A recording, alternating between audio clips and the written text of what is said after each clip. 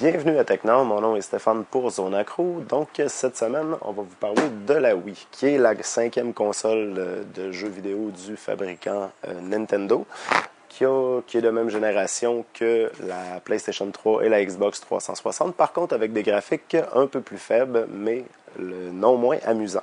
Donc la console est basée un petit peu sur, la particularité entre autres, c'est qu'elle est basée sur l'orientation, la vitesse et la détection des mouvements dans l'espace.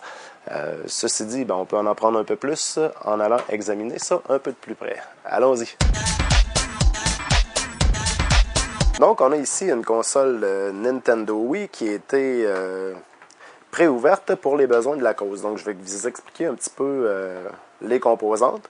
Donc, ici, on a le panneau frontal, donc qui se branche directement à la façade. Donc, ensuite, au niveau du lecteur DVD, donc ici, on a le lecteur DVD. Et on retrouve la carte maîtresse du lecteur DVD. Donc, je vais vous parler aussi plus tard des modifications possibles, entre autres la modification matérielle dont la puce s'installe directement sur le lecteur DVD.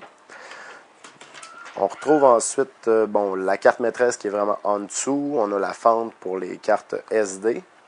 On voit ici, il y a le dissipateur, le ventilateur qui n'est pas très gros à l'arrière. Par contre, ce n'est pas une console qui chauffe énormément, donc ça suffit amplement à faire le travail. Donc, si on regarde un peu plus au niveau de la carte maîtresse qui est ici, j'en ai préalablement ouverte une. Donc, on retrouve les différentes composantes. Par contre, on n'ira pas vraiment plus au niveau technique. On retrouve quand même le processeur au niveau de l'architecture Broadway qui était sur la GameCube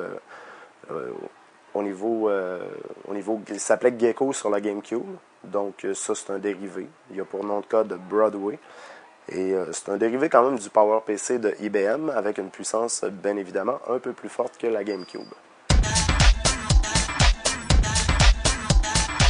Donc, on va parler des modifications au niveau matériel et logiciel concernant la Wii, ainsi que leurs propres avantages et leurs propres inconvénients.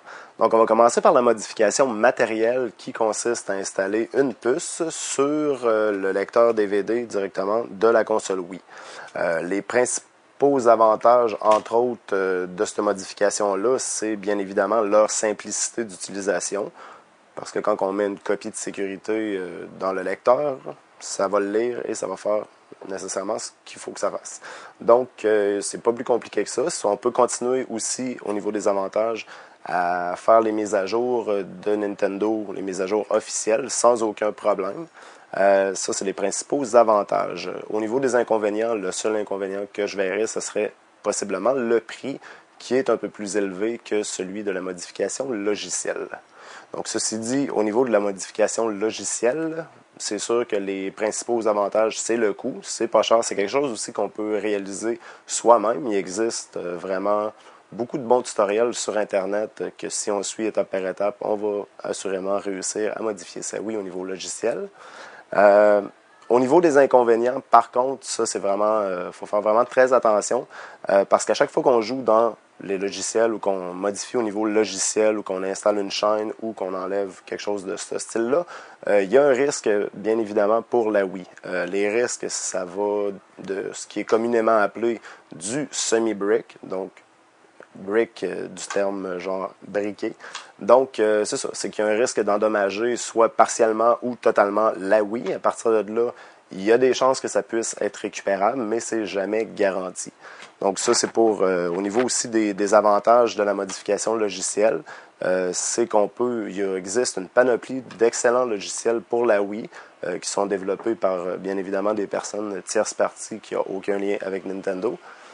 Donc c'est ça, il y a des logiciels très intéressants avec plein de fonctions. Aussi, un des gros titres, un des gros logiciels qui existent pour la Wii au niveau de la modification logicielle, c'est bien sûr, on va y revenir plus en détail tantôt, mais c'est bien sûr l'installation d'un disque dur externe sur la Wii qui va consister à mettre nos jeux directement dessus, mais je vais revenir un petit peu plus tard. Bien évidemment aussi, il existe aussi, il faut faire attention. Au niveau des logiciels, c'est sûr que peu importe que ce soit une modification logicielle ou matérielle, il faut vraiment faire attention. Chaque jeu contient une mise à jour de Nintendo et si on installe une mise à jour d'une région différente à laquelle notre Wii est, on risque évidemment de l'endommager. Ce que je pourrais vous recommander, ce serait peut-être de faire une petite recherche sur Google à ce sujet-là et de taper le logiciel Wii U, WIU 1.1. Et ce logiciel-là va être en mesure de mettre le jeu dans la région de votre Wii et bien évidemment d'enlever toutes les updates possibles des jeux en question. C'est sûr que les puces, si on installe au niveau des puces matérielles, les puces protègent, mais ce n'est pas une garantie à 100% non plus.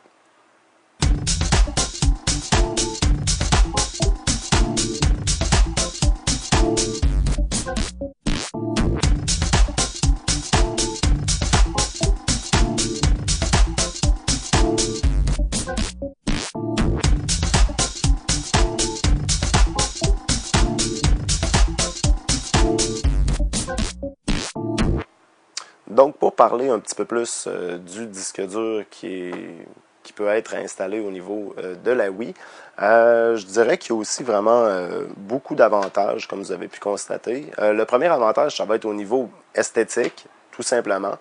C'est sûr que le disque dur nécessite un disque dur avec des spécifications très particulière. Donc, l'avantage principal, ça va être aussi la beauté et la fonctionnalité. On peut retrouver ces jeux très facilement. On a accès à tout ça en un clin d'œil.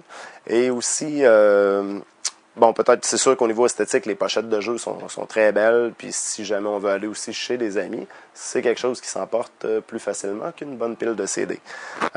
Donc, l'avantage aussi de ça, c'est vraiment que ça l'économise aussi nos jeux. En l'occurrence, il n'y a pas de risque de graphing ni d'endommager les jeux. Pour terminer aussi, il y a peut-être une bonne nouvelle qui s'en vient, c'est-à-dire que de par le temps que la vidéo se retrouve sur Internet et que vous l'écoutiez présentement, Nintendo a annoncé au niveau du 27 octobre 2009 une baisse de prix de la Wii qui sera fort possiblement de 225 $ canadiens. Ceci dit, c'était Stéphane pour l'émission Tech Nord en provenance de chez Zonaco. Merci.